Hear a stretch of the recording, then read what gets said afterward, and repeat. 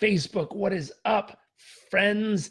Nice to see you all. We're on day number, what is this? 83 of our 100-day personal performance and business growth challenge. And on this glorious day, we are talking about the topic of, or the question more or less, which is, when will you be successful? When will you be successful?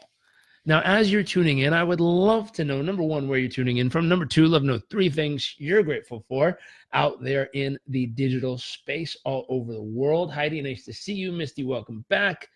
Bjorn, welcome. Michael, what's up? Natasha, welcome, welcome. Sarah, what's up? Michael, hey, Hack Fitness here. Good to see you all. Steph, oh, Steven, what's up, dude? Jonathan, Moon, Mar, welcome. George, what's up, buddy? Misty from Pacific Ocean, Oregon. Ronald. Let's see. Welcome, welcome, welcome. So, question of tonight. How do you know when you will ultimately be successful? How do you know? What has to happen? Or let me put it this way. What are the types of activities you will be focused on and doing when you deem yourself to be successful? So right now, let's assume you are successful. What are the things? If you were to write down 3 to 5 things, what are you doing each day? What is the evidence to prove that you're successful? Now, this has changed a lot for me. It's changed a lot. And there's been little things that adjusted it over my lifespan. And I want to share these with you right now. But just a question to start with. How do you know when you're successful? What are the activities? What are the actions? What are the results you're producing each day that clarify or verify to you that you are successful? What are those activities? What are those results? What are those things that you're doing or seeing or feeling? So for me, when I started, I remember a long time ago when I was first getting started and I hadn't really done much. I wanted to do a lot. I had huge goals, huge dreams, huge desires. And so when I was starting, I was always taught, dream big, dream huge, think way beyond what I would ever consider. And therefore, the conversation I would have back then was about how big of a difference I was going to make and how amazing it was going to be and how big and incredible and awesome. And so it was big, big, big, big, big. And what was funny is my mouth was running these huge things, but my actions were not. And so I'm seeing people, Jonathan says, for me, success is measured in benchmarks, not in final destinations. That's good to know. Steven says, giving back. To be able to give, if I'm giving back, that means I'm successful. I'm doing good. Let's see, making enough money to be free and healthy of mind and body. Very cool, says George. Moon, practice, consistency, focus, and patience. Very nice. So how do you know what's going on in your world that lets you know you're successful? And so I just did this exercise myself a little bit ago. And when I thought about it, I said, if I were to go back and talk to 18-year-old me, what would be going on? How would I know? How would I deem what success is in my world? And I can tell you, because I used to tell everybody, I'd be like, I'm gonna create something, and that thing is gonna impact 1 million people's lives, and I'm gonna make $1 million in the process. And nowadays, that's not even big enough because there's this whole theme of 1 billion. So, people are walking around. You get these young people and older people, and people are so fired up about touching 1 billion lives, making billions of difference, making billions of dollars. And what I watched was that's such an odd thing to use as proof to be successful. It's cool. It's part of success. It's a result of being successful, I think. But I think the success is, for me, something that's changed over time. And I'll tell you a few things that helped it change. Number one, I remember hearing a story, and the story was based at Harvard University. It was a course, a seminary course, where people are learning how to be pastors or preachers or, people who work in the clergy or the church. And I realize those are different things, but they're church people, and they're going to go give sermons. They're going to go give speeches in the church. And what was interesting is they did this research study where they said, hey, we want you to go across campus and we want you to give this speech. And the speech was on the Good Samaritan story. And the Good Samaritan story is someone is, going down the road and they cross paths with someone in need. And as they cross paths with someone in need, the Good Samaritan stops and helps the person in need. That's the basis of the story, more or less. And so what they did is, in the experiment, they planted a very specific situation that was going to happen. What they did was they took a person in need, an actor, dressed as kind of a homeless person, and put them on the stairs of the chapel that the person was going to go give a speech at about the Good Samaritan story of stopping and helping the person in need, if this makes sense. And so what happened was, the research was, how many of these people who were going to be working in the church would stop and help the person in need directly, whoops, where'd you guys go? Oh, there you are. Directly outside of the church, of the chapel. How many would stop and help the person in need directly outside of the place where they're going to go talk about stopping to help the person in need? So that's what it was. And what they found was, one group, I'm trying to remember the exact numbers, one group stopped consistently. Like almost 90% of them stopped and helped the person in need.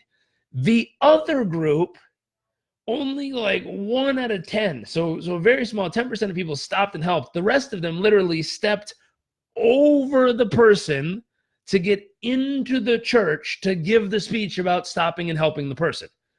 And we tried to figure out what the difference was. What was the difference between the two groups? And so, what do you think it was? And there was one other factor where one group was telling the Good Samaritan story, one group was telling any story of their choice, and one group was telling a different story. So there's other factors in this, but I'm just narrowing it down. Only the group that told the Good Samaritan story, a portion of the people stopped and helped, and a portion of the people didn't. Now, what would cause someone who's there to talk about helping someone in need to step over someone in need to go talk about helping someone in need? What would cause that? It's the same thing that caused me to change the evidence necessary in my life to know when I'm being successful. It's the same thing that took, in my world, the understanding of trying to help 1 billion people, and it brought it down to, if I could just help the one person every day that needs it most at the moment they need it with the message they need. If I could just help the one person every day.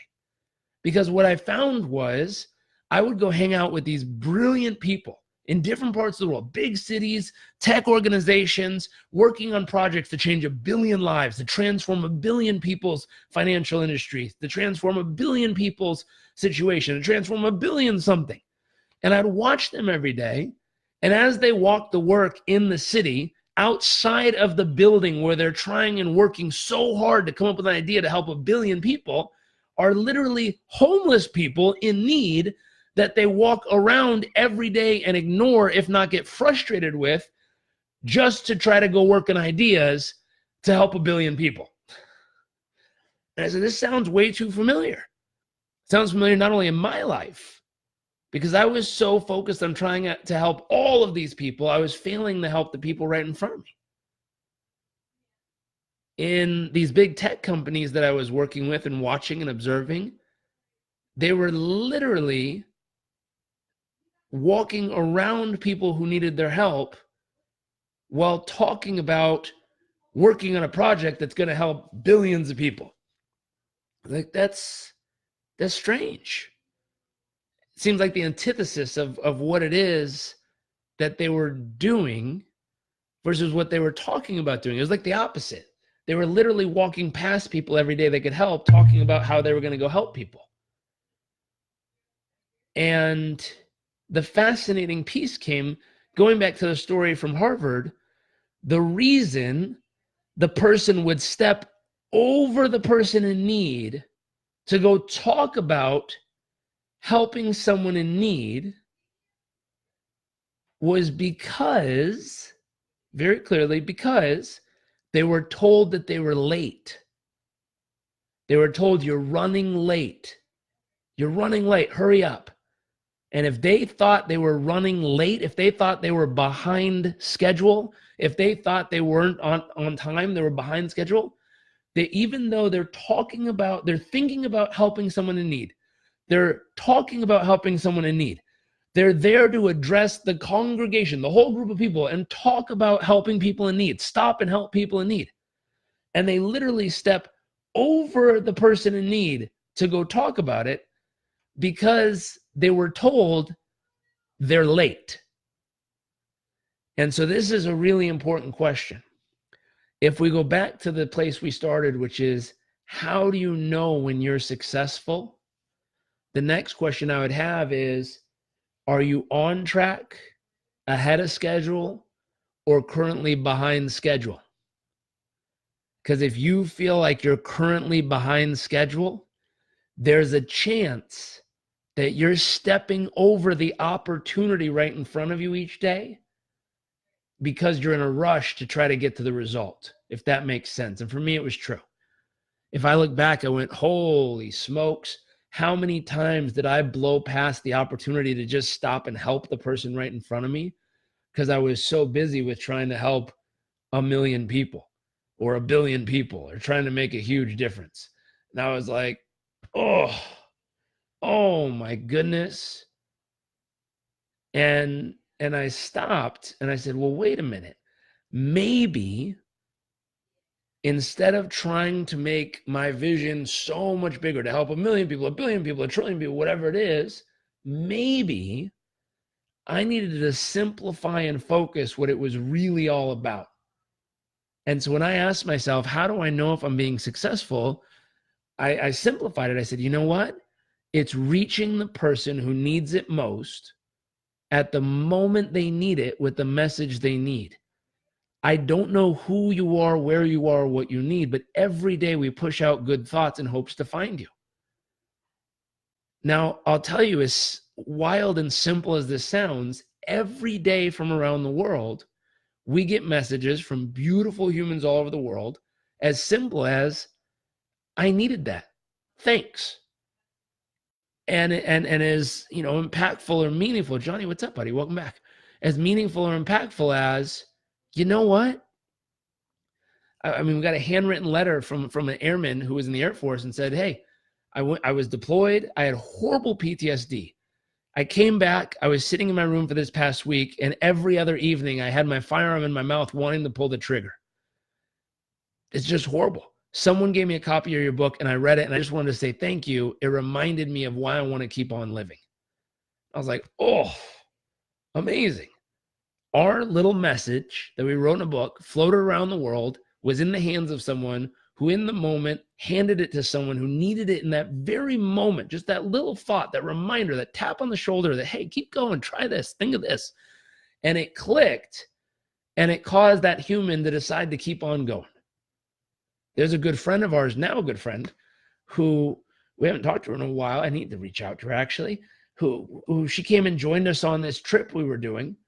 And she had gone through a disastrous situation. And she had decided she was going to go on this trip, and halfway through the trip, she was just going to end it all. She told us this is the end of the trip. She said, that was my plan coming on this trip. I was literally just going to end it halfway, see a few places and end it. And she said, for some reason, I got called to join this little class of yours, and I was listening to all this stuff you're talking about. And I got to tell you, that one exercise on that day reminded me of why I want to keep living. There's a young man who watches these lives on YouTube. He went through a horrific situation where his spouse or his fiance or spouse took her own life suddenly. And he was devastated. He could not even imagine what he was going to do with his life. He felt responsible. He felt guilty. And there was this little interview I did on YouTube, and it was floating around out there. And he said when he was driving from where he was to the next couple of states over, just in a deep depressive and shocked state, he listened to this one part of the interview I did. He said probably like 18 times on the way. And he said it reminded him of his reason to keep going. And the only reason I share those things with you is if I was so concerned with trying to stay in my workshop and compile the perfect thing that was going to reach 1 billion people and make me millions of dollars and all this hype and huge stuff, I would have missed the opportunity to reach the beautiful, beautiful humans in that exact moment by not sharing a good thought that day, by not posting a silly little meme, by not putting out something I think that might be helpful. And so my thought to you is, number one, please take time and write down, how do you know when you're being successful? I know a lot of you on here have huge hearts. I know that. I know a lot of you. And I know you care about people. I know you love people. And so if you take time to refine and simplify what it is to you to be successful, what it means to you, and then thread through those things and make sure that none of your ego has gotten caught up in trying to be the biggest, grandest, largest, fastest, whatever, and you're so caught up in trying to be something, you're missing your opportunity to actually deliver a life-changing or even life-saving piece of value that's right in front of you, an opportunity every day that's right in front of you. So, a couple things. Literally, you could save a life if you just take the most important things that you know of how to share. And I always say, when people say, I don't know what to share, just ask a simple question. What does the world need more of? You know, the world needs more. I get a lot of love. The world needs more laughter. The world needs more joy. And people always say, well, you know, if the world needs more love, but hell, how do you make a business out of love? I was like, well, if you want to be in the nonprofit world, what's her name? Mother Teresa did pretty well at that. She created a nonprofit organization that was based on love, being there for people when they needed you most. And when she was there, she also inspired so many to also give and support that she had millions of dollars a month coming through her bank account supporting more goodness in the world. If you wanted to create a for-profit business based around love, you might have heard of Southwest Airlines. They're the only long-standing profitable year-over-year airlines. And if you know what their call sign is on the ticker, it's LUV, love. Both based on the world needs more love. And they brought it to life. If you said the world needs more laughter, you know, there's people like, I'm trying to remember the example, Kevin Hart. He brings more laughter, more joy. If you connect laughter and joy together, you could say Kevin Hart does it in the for-profit world as a comedian, an actor in that way. He does extremely well, brings laughter and joy to millions around the world. But it all starts off with getting through that one person. Or the Dalai Lama. You could say he helps bring joy to the world, much different way. But he also is connected in a deep way to bring joy to the world. And you know, whether they write a book or do something, they raise lots of funds and they use it to do more good in the world. And if you go down, the world needs more love. The world needs more joy. You know, what else? The world needs the right tools is something I'm passionate about. That's why one of our nonprofit partners is Pencils of Promise. They educate people in parts of the world that don't have access to education. So, you know, we build schools. We're a couple $1,000s off of building our second school. We already built one in rural China and you know, a couple $1,000s more. I think I'll do it this month. And bam, we got our second school being built. And it's like we're bringing education. We're bringing tools to people. How we do that as a company is Performance Coach University. You know, that's a tools program of how to teach people how to better communicate and effectively get through to people. And so these simple thoughts of the world needs more love, the world needs more laughter or joy, the world needs better tools to be better equipped to handle tough situations. All of these things can be done in the nonprofit world, can be done in the for-profit world, but they're based on what the world needs more of. My simple question to you is, when you say, what does it take for me to be successful, I hope you then rewind it and connect it with, what does the world need more of? What does the world need more of? And hopefully, whatever it is that you deem as success in your world also delivers what it is that you deeply and profoundly believe the world needs more of: more love, more laughter, better tools, more joy, more kindness. If you look through each one of those aspects, bring one of those to life each day in how you show up. Take your time and stop and get to the person who's right in front of you. And if you look at it, it's really, truly your opportunity to bring that to life. The world needs more tools to allow ordinary professional people to make more money effectively. Absolutely. The world needs more love. The world needs more joy. Absolutely. When my dad took his own life, oof. And then 12 years later, my brother took his own life. Nobody knew that they could call, text, or email to say, that sucks. Can I do anything to help? Yeah. Heidi, I'm sorry to hear that. I just had a conversation today. I have a talk tomorrow with a palliative care doctor. That's not the fun one at the hospital for my mom, but it's part of the process. It's part of the journey. And so, being there when the people really need you and loving on them is really important. Sheila says that I decided at a low point in my life that I was going to be successful and live my best life. Boom, boom, boom, boom, boom. I love that, Sheila. Okay, so tasks for today. Action, something you can do with this. Number one, make a list of the top 3 to 5 things that are evidence and proof of when you are successful. What are the actions you're doing? How is the way you're living that makes you feel or know or certain that you're being successful? Number 2, ask, what does the world need more of? What does the world really, truly need more of? Make a list of 3 to 5 things, and then see if you can cross-pollinate what the world needs more of and how you be successful. Those things start to line up. You'll see a pretty beautiful thing connect. So have fun with this. Kick some butt. I'll see you guys tomorrow for day number 84 of our 100-day personal performance and business growth challenge. See you all soon.